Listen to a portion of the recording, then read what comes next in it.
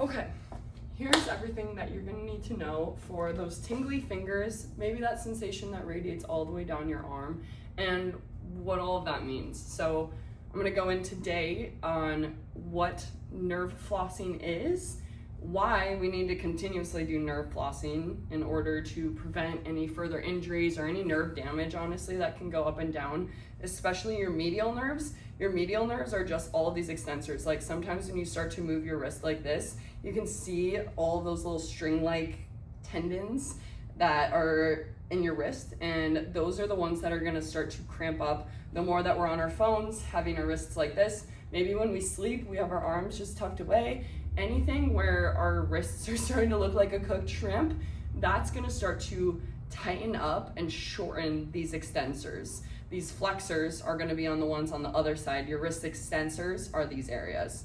So, similar to my video that I've shown on Instagram before, make sure you check out my reels if you want any free videos that are online, that are short form and just quick little easy tips and tricks to be able to stretch every single day and make it accessible for yourself. But in that video, I showed you this nerve flossing that's for your medial nerves. This is the process of how to do it, and then I'll kind of explain a little bit more of like why and how you should be doing this and what you can implement it into your life, and how you can implement it into your life. What I like to do, I'll start with my hands pancaked. I'll make my fingers like super wide as possible.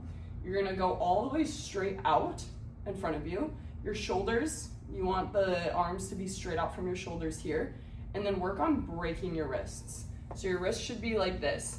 Sometimes your fingers are gonna start to close in again. Make sure that you really emphasize the flexion of your wrist, but also the spread of your fingers.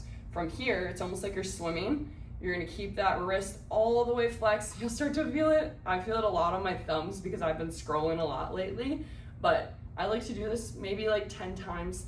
And ideally, you want this to be like a daily practice. It's the same thing as like stretching. Like if you don't use it, you'll lose it. And if you don't do your splits, or if you don't stretch into your different muscle groups that get really overactive and worked, you're gonna start to lose the flexibility.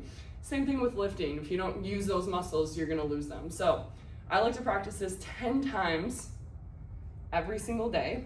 And you can do it as simply as like incorporating it in your morning routine. I think starting off with your day focused on your wrists, because you know that it's probably a muscle that you're gonna be using for majority of the day.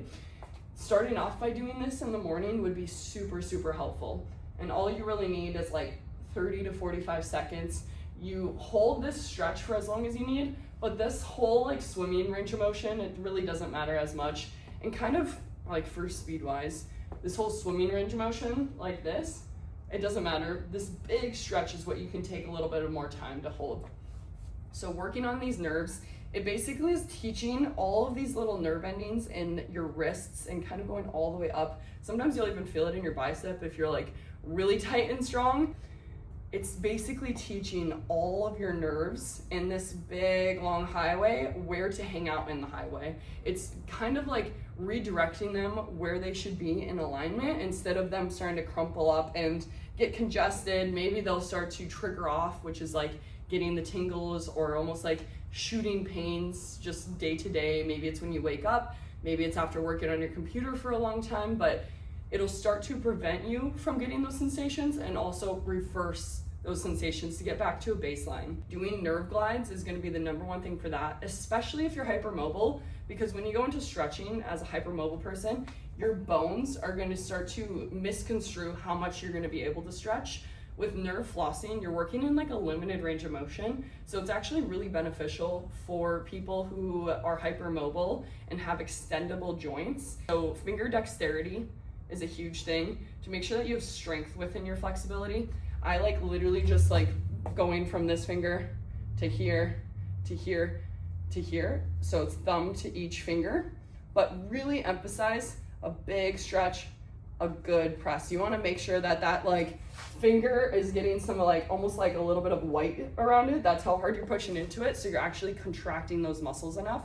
You'll feel a little bit of pops and cracks, but if you can conjoin this with a little bit of strengthening and foam rolling, girl, make sure you follow me on my YouTube, give me a follow on my Instagram to support free videos, and just wait to see when my program starts to drop. You never know. Maybe it'll be a stretching program. Maybe it'll be posture strengthening. The world will never know until it comes out.